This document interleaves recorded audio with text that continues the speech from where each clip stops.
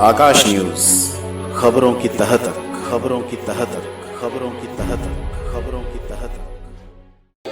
अब की बारी, अब की बार, अब की बार, अब की बार, अब की बार, एक बार फिर से, एक बार फिर से, भारत माता की, भारत माता की, भारतीय जनता पार्टी।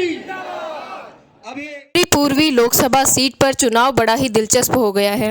जहां कल तक सांसद मनोज तिवारी की जीत एक तरफा नजर आ रही थी, वहीं अब कांग्रेस व आम आदमी पार्टी के संयुक्त उम्मीदवार कन्हैया कुमार के आने से मुकाबला बड़ा ही दिलचस्प हो गया है। इस मुकाबले को आसान बनाने के लिए मनोज तिवारी व भाजपा कार्यकर्ताओं ने एड़ी चोटी का जोर लगा दिया है। 21 अप्रैल को मनोज तिवारी ने ज्यादातर समय बुराड़ी विधानसभा में दिया। वहीं मुकुंदपुर वार्ड के ओमकार वाटिका में एक जनसभा का आयोजन किया गया, जिसमें मनोज तिवारी ने कन्हैया कुमार को टुकड़े टुकड़े गैंग वाला बोला। इस मौके पर मीडिया से रूबरू होने से बचते हुए वे यह कहते हुए निकल गए कि भैया बहुत बिजी शेड्यूल है, आज बकस दीजिए। और एक दूसरी तरफ कौन लोग हैं, वो अभी भी ऐसा कैंडिडेट लेके आए हैं जो कहता है भारत तेरे टुकड़े होंगे। अब पता नहीं आम आदमी पार्टी और कांग्रेस को क्या हो गया। मतलब जो यही जेएनयू में पढ़ते थे, मैं तो फिर भी आदर से नाम ले रहा हूं क्योंकि सामने कोई कैंडिडेट है तो हम तो उसको गाली नहीं देंगे और आपसे भी बोलेंगे कि कोई ऐसा मत करना, कोई काली फेंक दे, कोई ऐसा मैं सुना मन, ऐसा नहीं होना चाहिए। क्यों? क्योंकि वो सहानुभूति लेंगे।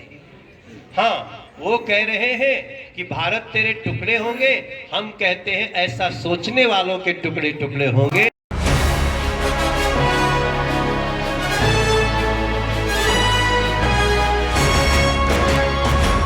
वहीं इस मौके पर गुलाब सिंह राठौर ने कहा कि एक तरफ राष्ट्रवादी लोग हैं, दूसरी तरफ राष्ट्र के टुकड़े करने वाले लोग हैं।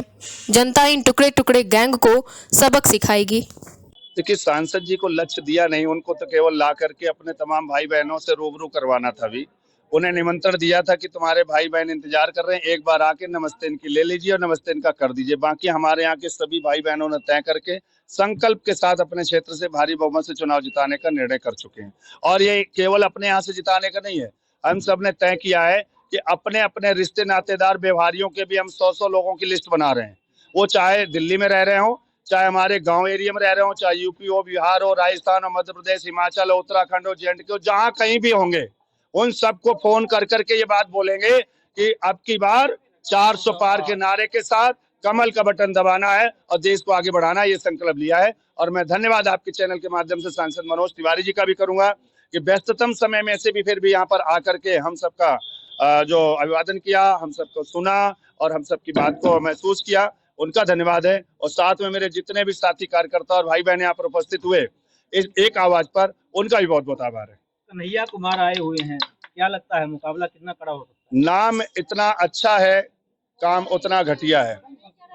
हम लोग अब आश्चर्य कर रहे हैं कि अब 1 महीना मैंने अपने कृष्ण कन्हैया जी से कह दिया कि प्रभु नाराज मत होना, हम तुम्हारा नाम नहीं ले पाएंगे, क्योंकि एक ऐसा व्यक्ति यहाँ पर आ गया जिसका भी नाम कन्हैया है और जो मेरे भारत के, तुम्हारा भारत, जो गीता में भी भारत का कल्पना की गई, उस भारत की टुकड़े टुकड़े करने की बात करता है, जिसने इस भारत की बर्बादी तक जंग रहेगी ऐसा ऐलान किया है।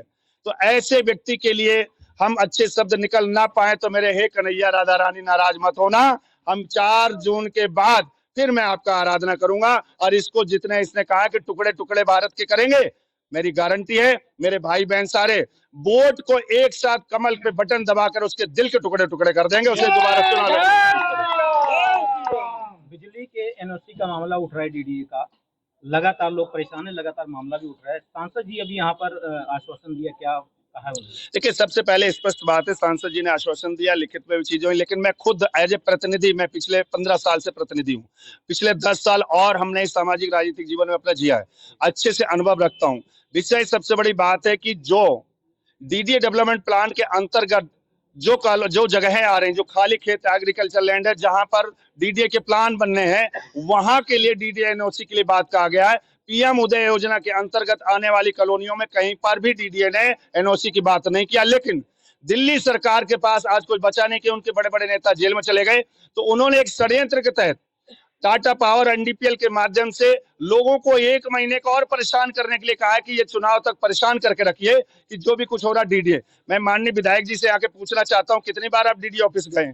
आप जनता के प्रतिनिधि हैं। अगर गुलाब सिंह राठौर निगम पार्षद डीडीए को ऑफिस जा सकता है तो आप तो 3 बार के आप भी विधायक हैं, आपने कितनी बार जाके बात किया वहां पर?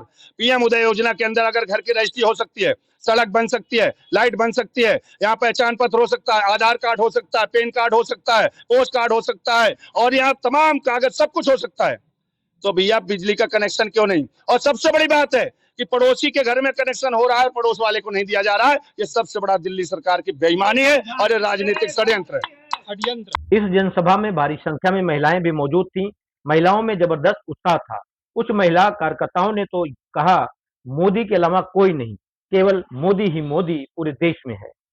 जी नहीं, मेरा नाम सीमा है। मैं मुकुंदपुर महिला मोर्चा की अध्यक्ष हूँ, मंडल अध्यक्ष हूँ। 400 पार नहीं 500 पार होगा। जनता ने पूरा मन बना लिया है अब की बार मोदी सरकार, क्योंकि मोदी जी सिर्फ मोदी मोदी, जनता के मन में एक ही सवाल ये है कि मोदी मोदी। और कन्हैया जो आए हुए हैं ये देश के टुकड़े टुकड़े करने के लिए आए हैं, उनके टुकड़े टुकड़े होंगे और यहाँ से मनोज तिवारी विजयी बन के जाएंगे, कमल का फूल ही खिलेगा। महिलाएं कितना मोदी के साथ हैं? पूरी महिलाएं मोदी के साथ हैं। सारी महिलाएं का एक ही कहना है, अब की बार मोदी सरकार। और क्या कारण है, क्यों फिर मोदी सरकार? हमारे सरकार धर्म निष्पक्ष है, जहाँ पे भगवान श्री कृष्ण राम जी का साथ हो, वो सरकार किसी भी हाल में किसी भी कारणवश हार ही नहीं सकते। इसीलिए हम मोदी सरकार के जो विकास के पथ पे चला हो, जो विश्व गुरु हो, उसके आगे और सब क्या है? ये सब छोटे मोटे लोगों के बारे में हम सोचना है कि सिर्फ मोदी सरकार। एक ही नारा, एक ही राम, जय श्री राम, जय श्री राम।